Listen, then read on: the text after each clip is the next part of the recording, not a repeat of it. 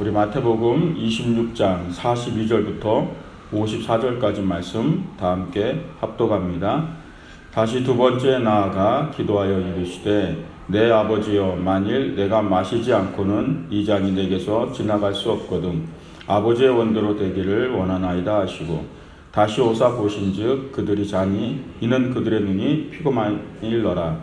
또 그들을 두시고 나아가 세 번째 같은 말씀으로 기도하신 후 이에 제자들에게 오사 이르시되 이제는 자고 쉬라. 보라, 때가 가까이 왔으니 인자가 죄인의 손에 팔리느니라. 일어나라, 함께 가자. 보라, 나를 파는 자가 가까이 왔느니라. 말씀하실 때에 12 중에 하나인 유다가 왔는데 대제사장들과 백성의 장로들에게 파송된 큰 무리가 칼과 뭉치를 가지고 그와 함께 하였더라. 예수를 파는 자가 그들에게 군호를 짜 이르되 내가 입맞추는 자가 그이니 그를 잡으라 한지라. 또 예수께 나와 랍비여 안녕하시옵니까 하고 입을 맞추니 예수께서 이르시되 친구여, 내가 무엇을 하려고 왔는지 행하라 하신대. 이에 그들이 나와 예수께 손을 대어 잡는지라. 예수와 함께 있던 자 중에 하나가 손을 펴 칼을 빼어 대제사장의 종을 쳐 그 귀를 떨어뜨리니 이에 예수께서 이르시되 내 칼을 도로 칼집에 꽂으라. 칼을 가지고 자는 자는 다 칼로 망하느니라. 너는 내가 내 아버지께 구하여 지금 12군단 더 되는 천사를 보내시게 할 수 없는 줄로 아느냐. 내가 만일 그렇게 하면 이런 일이 있으리라 한 성경이 어떻게 이루어지겠느냐 하시더라. 아멘. 한번 따라하시기 바랍니다. 성경의 완성을 위해 기도로 호흡하는 사람. 오늘 본문은 우리가 잘 알고 있는 예수님의 겟세마네의 기도고요. 그 기도가 마치고 내려오시면서 이제 예수님 붙잡히시면서 실제적인 공생의 이제 그 사역은 이제 멈추게 되고 이제 십자가의 그 형틀에서 고난받아 죽으시는 그런 죽음의 자리로 나아가게 됩니다. 그러니까 주님이 오늘 드려진 이 겟세마네의 기도에서 우리에게 준 중요한 교훈은 정말 기도가 무엇인가라는 거예요. 아주 근원적인 기초적인 질문이죠. 기도는 무엇인가? 그거를 보여주는 가장 중요한 본문이라고 봅니다. 그래서 오늘 본문을 통해 우리가 하나님께 드려지는 나의 기도를 살펴보고 좀 더 하나님께 온전한 기도를 드릴 수 있는 그런 은혜의 시간이 되시길 주의 이름으로 축원드립니다. 예수님께서 베들레헴 땅에 태어나셔서 그냥 이렇게 이름도 없이 이렇게 지나셨죠. 그러다 30세에 젊은 나이에 공생애를 시작하고 3년이라는 이 짧은 사역을 마치고 예수님의 사역은 중단이 되죠. 이 30세에 시작한 이 예수님의 사역은 쉬운 사역이 아니었어요. 가는 곳곳마다 반대 세력이 있었고 늘 그 반대 세력에 의해서 부딪히는 사역이었어요. 독선주의와 형식주의에 빠진 종교주자들의 반대가 있었고요. 정치적 세력들의 반대가 있었고요. 또 물질 권력과 그런 권력을 가진 자들에 의해서 그런 압력 가운데 있는 그런 늘 반대 세력이 있고 그런 도전이 있었던 거죠. 그리고 사회 자체도 부조리와 부패과 또는 악의 세력들이 늘 주님 앞에는 도전을 해왔다는 거죠. 어떻게 보면은 30살이라고 생각하면 철도한다는 나이죠. 그죠? 우리를 돌아보고 또 우리 자녀들을 보더라도 30살, 33살, 철이 들지도 않은 그런 나이대죠. 그런데 주님이 하신 일은 그 나이에 세상을 향해서 도전하셨다는 거예요. 수많은 복음을 전하고 공생기간 동안 주님은 결국 이들 앞에 사랑만을 가지고 싸우신 거거든요. 사랑이. 복음만을 가지고 싸우고 부딪히고 결국 마지막에 주님이 할 수 있는 건 이 십자가의 극형임을 알면서도 그 길을 가는 거였어요. 그래서 저는 이 겟세마네 기도를 이렇게 묵상하다 그런 생각이요. 반대적인 생각을 해보는 거죠. 아주 그 어린아이가 성경을 읽는 마음으로 읽다 보면 그런 생각이 들 수 있어요. 예수님은 능력도 많고 예수님은 전지전능한 하나님의 권능을 갖고 계신데 겟세마네의 기도를 오늘의 내용처럼 이 기도가 아닌 기도의 내용이 달라지면 어땠을까? 예. 이런 기도가 아닌 다른 기도요. 예. 옛날 기드온의 300용사가 미디안의 12만의 군대를 물리친 것처럼 구약에 있는 내용들을 인용하면서 말씀하셨고 기도하셨으니까요. 그것처럼 오늘도 지금 이 시대에도 하나님이 그런 역사를 이뤄달라고 주님 기도하실 수도 있어요. 소년 다윗이, 정말 어린 소년 다윗이 골리앗을 물리친 것 같은 역사, 그 역사를 오늘 내 앞에 이뤄달라는 기도요. 겟세마네 기도는 달라질 수도 있는 거죠. 하나님의 능력으로, 하나님의 권능으로 이 모든 악의 세력들, 반대하는 형식주의, 독선주의에 빠진 수많은 종교지도자들과 정치지도자들, 이 악의 세력에 대해서 하나님의 전능하심으로 다스려 달라고. 잘못된 기도는 아니에요. 그렇게 기도할 수도 있어요. 그리고 그런 기도를 드릴 수도 있다라는 걸 오늘 본문에서 우리가 읽었어요. 뭐죠? 53절이에요. 너는 내가 내 아버지께 구하여 지금 12군단 더 되는 천사를 보내시게 할 수 없는 줄 아느냐. 지금 얘기하셨어요. 내가 지금 기도하면 12군단이 더 되는 어마어마한 천사의 군대가 이곳에 올 수 없을 거라고 생각하느냐, 이런 얘기. 할 수 있다는 얘기예요. 제가 지금 드린 얘기가 그냥 하는 얘기가 아니라 주님은 할 수 있었다는 얘기예요. 근데 겟세마네 기도는 이런 기도를 아니에요.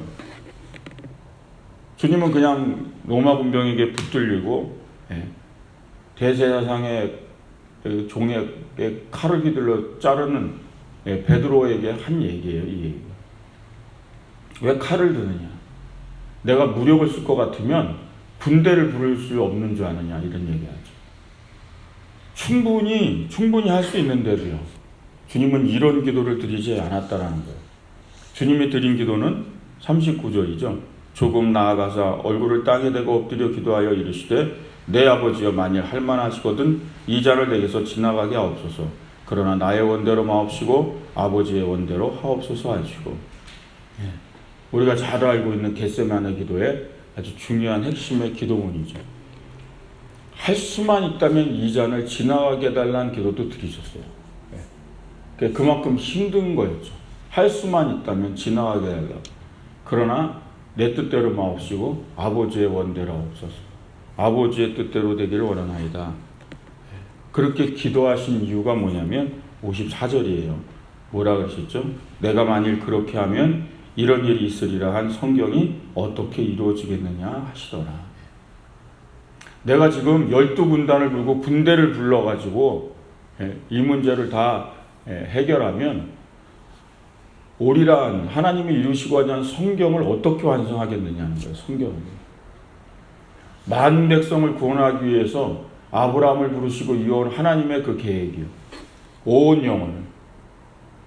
그 영혼 구원을 위한 하나님의 나라의 그 큰 계획과 완성을 이루기 위해서 결국은 아버지의 뜻을 따라야 된다는 거예요.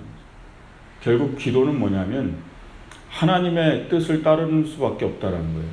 성경의 완성을 위해서. 그러니까 우리가 드려지는 기도를 지금은 다시 한번 돌아봐야 된다는 거죠. 결국 하나님이 우리를 통해서 하나님이 이루시고자 하는 구원 사역의 완성이, 그 완성을 위해서 나는 무엇을 기도해야 되는가? 그게 기도의 가장 큰 근원적인 축이라는 거죠. 결국 우리가 드려지는 여러 가지 기도가 있을 수 있어요. 그러나 하나님의 뜻을 선택하는 기도를 드리기 위해선 우리가 이 근원적인 기본을 마음에 새겨야 된다는 거죠. 하나님의 나라요. 늘 주님은 하나님의 나라를 생각했고 그 구원의 완성을 이루시는 걸 늘 바라보셨어요. 그래서 그 구원의 완성을 이루기 위해서는 할 수 있는데도요, 하지 않으신 거예요. 기도를 바꿀 수 있는데도 그 기도를 바꾸지 않으셨어요. 하나님의 뜻이요. 성경을 이루기 위한 기도요. 그 기도를 드릴 때 하나님의 뜻과 맞춰서 놀라운 응답과 은혜가 우리 안에 임하는 걸 믿으시기 바랍니다. 때로는 내가 여기서 이렇게 하는 게 옳다라는 생각이 들 때가 있어요. 내가 여기서는 이렇게 해야 된다라는 생각이 들 때가 있어요. 그러나 좀 더 깊은 우리 주님의 기도를 드리며 엎드리면 정말 성경의 완성을 위해서는, 하나님의 나라의 완성을 위해서는, 하나님의 복음의 완성을 위해서는 내가 어떤 기도를 드려야 되는가 그 답을 찾을 수 있다는 거죠. 그게 바로 겟세마네 기도가 우리에게 주는 아주 중요한 초점이라는 거예요. 한번 따라 하시기 바랍니다. 조건이 아닌 뜻을 선택하는 기도. 어떤 종교이든지요, 기도가 있어요. 각자 여러 가지 기독교가 아닌 종교에도 기도를 드려요. 근데 그 기도를 통해서 기도의 내용과 행위를 통해서 그 기도, 그 종교가 참 종교인지 아닌지를 우리가 분별할 수 있다라는 거예요. 샤머니즘 같은 경우는 기도를 해요. 샤머니즘도요. 예. 근데 그 기도의 내용과 그 기도의 행위를 보면 그것이 옳고 그렇지 않음을 참 종교인이 참 종교가 아님을 분별할 수 있다라는 거예요. 근데 우리의 기도도 그래서 살펴봐야 되는 거예요. 늘 구하는 기도를 간구로만 알 때가 있어요. 물질적인 축복을, 자녀의 축복을, 건강의 축복을, 직장과 일터의 승진과 미래와 그 수많은 우리의 기도 제목들이 있잖아요. 그 축복만을 위해서 우리가 늘 주님 앞에 구하는 그 간구만이 기도라면요, 샤머니즘과 다를 게 하나도 없어요. 그냥 나무에다가 정한수를 떠놓고 안정과 평화를 늘 가정에 우리가 구하는 많은 축복의 기도를 드리기만 한다면 과연 기독교와 샤머니즘의 차이가 어디 있냐는 거예요.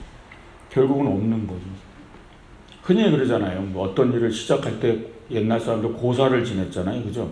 돼지머리 이렇게 잘라다 놓고요. 그것도 웃는 돼지 사야 비싸다고 그거 잘라다 놓고 거기다가 입에다 돈 꽂아가면서 그러면서 절을 하잖아요. 그 행위요. 정말 무슨 행위잖아요. 뭐죠? 잘 되게 해달라는 거예요. 내가 하는 일이. 근데 우리의 기도가 거기에만 있다면 그 샤머니즘과 지금 기독교가 뭔 차이가 있냐는 거죠. 없다라는 거죠. 왜 그런데 우리는 그런 기도에 머무르게 되느냐? 조건적인 기도요. 조건이 아닌 뜻을 선택하는 기도를 드려야 되는데 우리는 조건에 익숙한 사람이라서 그래요. 신앙도 어떤 조건이 맞아야 되는 줄 아는 개념이 있는 거예요. 이 세상은 기브 앤 테이크예요. 그죠? 오는 게 있어야 가는 게 있고 가는 게 있어야 오는 게 있고요. 주고받는다고요. 이 세상은 조건에 의해서 움직여진다는 거예요. 근데 기독교의 신앙은 뜻에 의해서 움직이는 줄 믿으시기 바랍니다. 조건에 의해서 움직이는 것이 아니에요. 주면 하고 안 주면 안 하고 받으면은 내가 주고 그런 관계가 아니에요. 기독교는 그렇게 움직이는 종교가 아니에요. 하나님의 뜻에 의해서 조건 따위는 중요하지 않은 거예요. 뜻이 중요한 거죠. 현대인의 사람들의 마음들이 왜 황폐해지는가를 우리 생각해 봐야 돼요. 점점 환경은 좋아지는데 마음은 점점 황폐해져요. 조건적인 관계 속에 살기 때문에 그래요. 답은요. 옛날에는 조건이 없었어요. 그냥 계속 주면 그냥 줄 수 있었어요. 그죠? 그냥 이웃과도 그냥 저 사람이 어려우면 내가 그냥 줄 수 있었어요. 오지 않아도 괜찮았어요. 지금 현대는 달라요. 과거보다 지금 훨씬적인 물질적 풍요 속에 살고 더 많은 것을 누리는데 가는 게 있으면 오는 게 있어야 되는데 오는 게 없으면 그러면 관계가 뭐요? 단절이 되지. 주고받는 관계가 아니면. 신학자 사무엘 존스는 뭐라고 얘기했냐면 천박한 사람에게는 결코 감사가 없다. 무슨 얘기냐면 현대 문명은 더 발달되고 교육열은 더 높아지고 해서 사람들의 교육 수준은 훨씬 높아진 거예요. 그런데 천박하기 그지없다 이런 표현을 쓴 거예요. 어떻게 문명은 더 발달되고 사람들은 더 배우고 교육되고 더 많이 더 높아지는데 왜 사람들은 점점 천박해지는 삶을 사는가? 결국 거기에 있다라는 거죠. 조건에 매여 사는 인생은 결국 영혼의 그 깊이에 그 정말 깊은 감사가 없다라는 거예요. 그러니까 하나님이 베푸신 은혜에 대한 그 작은 것들에 대한 감사가 사라진다는 거. 뭐죠? 오늘 또 주셔야 돼요. 오늘 또 구하는 것을 주셔야 돼요. 기브 앤 테이크요. 조건적인 기도요. 계속 그게 없습니다. 그러다 보니 그런 우리 현대인의 모습을 비유해서 그것을 천박하다라는 표현까지 한 거예요. 우리가 되게 중요한 부분들을 이제 해야 되는 거죠. 기도는 내가 하나님께서 복을 받은 조항들을 하나하나 생각하면서 수많은 하나님의 응답과 조건들을 생각하면서 감사하는 것이 아니라는 거예요.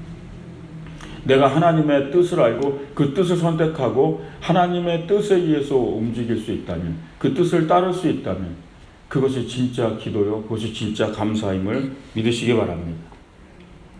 조건적 기도에 머물러 있으면 큰 위험성이 있어요. 그건 뭐냐면 하나님이 응답 안 하실 때, 기도하는데 하나님 계속 응답을 안 하셔요. 내 삶에 축복도 더 이상 오지 않아요.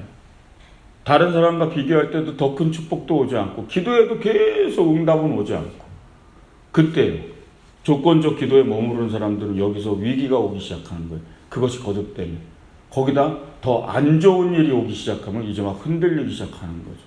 왜? 내가 구한 게 있으면 하나님이 응답도 하셔야죠. 내가 이만큼 헌신했으면 하나님이 축복도 주셔야죠. 내가 이만큼 하나님께 드렸으면 주님도 나에게 오는 게 있어야 되죠. 조건적인 기도, 그 안에 머물러 있으면 결국 그 하나님의 역사와 응답이 오지 않으면요, 뭐죠? 원망이 일어나고요, 불평이 일어나고 후회가 일어나기 시작해요. 신앙은 그렇게 위기가 오는 거예요. 기도는 바로 이 자리가 아니라는 거예요. 그 샤머니즘과 사실 다를 것이 없어요. 진짜 하나님의 기본적인 기도는요, 늘 조건이 아니라 뜻을 선택하시길 주의 이름으로 축원드립니다. 조건 따위가 중요한 게 아니에요. 뜻이 중요한 거예요. 그 뜻이 그냥 오늘 로마 군병에게 끌려가는 거라면 끌려가시는 거예요. 그냥. 그게 겟세마네 기도인 줄 믿으시기 바랍니다. 그게 하나님의 뜻이니까. 조건적인 걸 따지면 아니죠, 이게요. 12군단을 부르면 하나님이 보내주셔야 되는 거예요. 근데 하나님의 뜻이 이거라면 그럼 그냥 붙잡혀 가시는 거예요. 가룟 유다가 왜 예수님을 배신했게?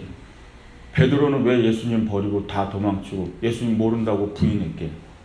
조건적 기도에 머물렀던 수준의 제자들이었다는 거예요. 기대했던 것만큼이 오지 않았어요.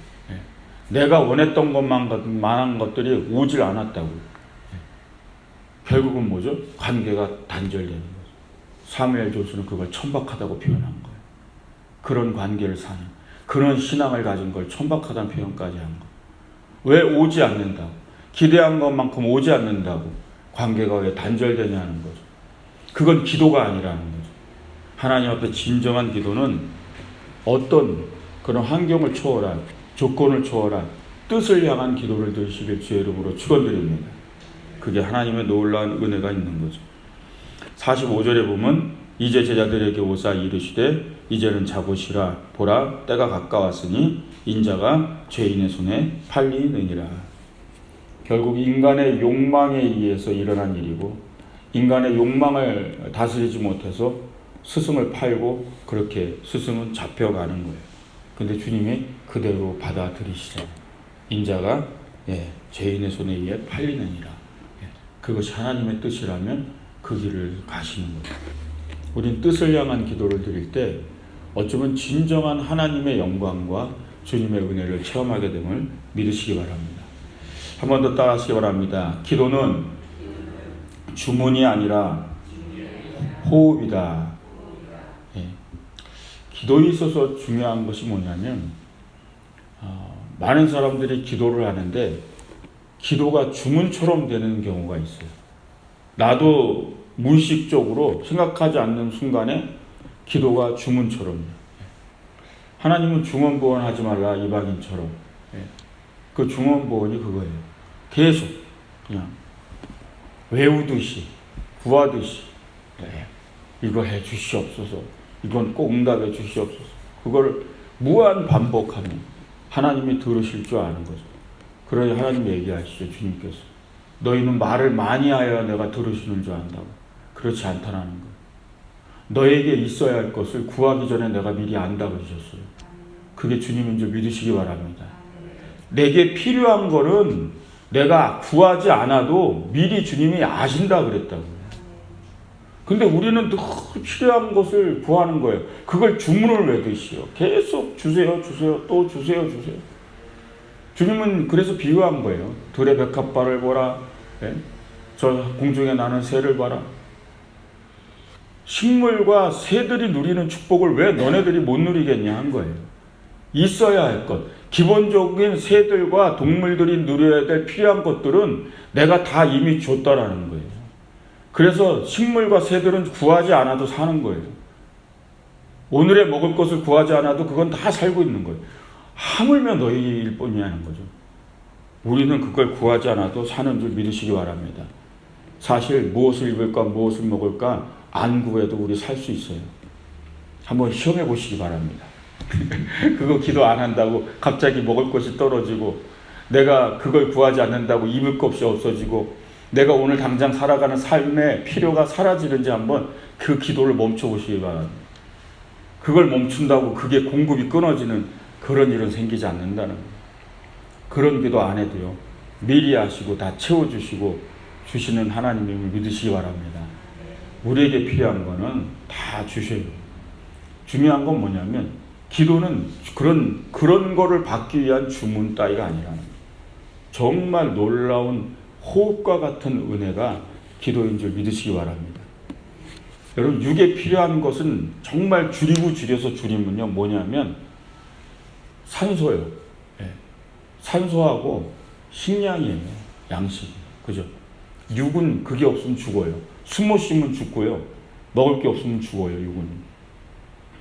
그게 육에 필요한 가장 중요한 두 가지 요소예요.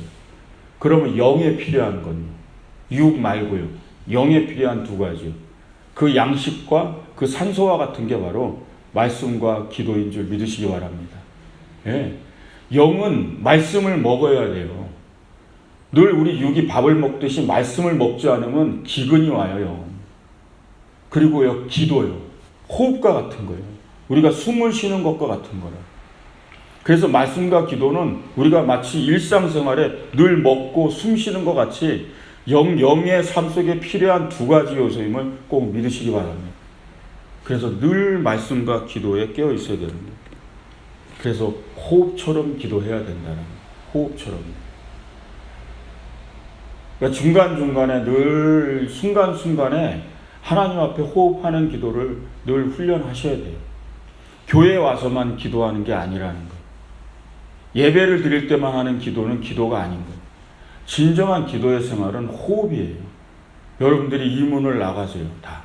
설거지를 하면서도 기도를 하고요. 예? 일을 하면서도 기도를 하고요. 밥을 먹으면서도 기도를 하고요. 대화를 나누면서도 기도를 하고요. 호흡이기 때문에. 예? 만남을 가지고 교제를 하면서도 기도를 하고요. 여러분, 기도는 호흡인 걸 믿으시기 바랍니다. 예? 기도는 호흡이에요. 하나님과 함께하는 계속 호흡이에요. 그 호흡과 같은 기도를 드릴 때 진정한 영적인 축복을 누리게 됨을 믿으시기 바랍니다. 하나님의 뜻에 따르는 삶을 살아야 돼요. 그 하나님의 뜻을 따르기 위해는 바로 말씀을, 또 호흡과 같은 기도를 드릴 때 우리가 그 삶을 살게 되는 걸 믿으시기 바랍니다. 오늘 겟세마네 기도를 통해서 성경의 완성을 이루기 위해서 호흡을 하는, 기도의 호흡을 하는 사람이란 제목으로 말씀을 나눴습니다. 하나님의 이 성경의 완성을 위해 사는 게 우리의 사명인 걸 믿으시기 바랍니다. 성경을 이루려 하십니다. 성경을 이루려 하십니다. 하나님의 약속을 이루려 하신다라는 것. 결국 우리도 그 하나님의 사명 안에 산다라는 걸 잊지 마시고 늘 호흡과 같은 기도를 드리며 결국 우리의 인생의 삶 속에 나 개인의 부족하고 짧은 인생이지만 하나님의 나라의 거대한 성경의 완성을 이루는데 그 사명을 보태고 그 사명을 이루는 그런 삶 사시길 주의 이름으로 축원드립니다. 그 성경의 완성을 이루기에는 호흡과 같은 기도를 드려야 돼요. 늘 숨을 쉬듯이 늘 주님을 찾고요. 그때 놀라운 은혜가 하나님 안에 은혜 안에 넘쳐날 줄 믿습니다. 호흡과 같은 기도 드리시기를 주의 이름으로 축원드립니다. 기도하겠습니다.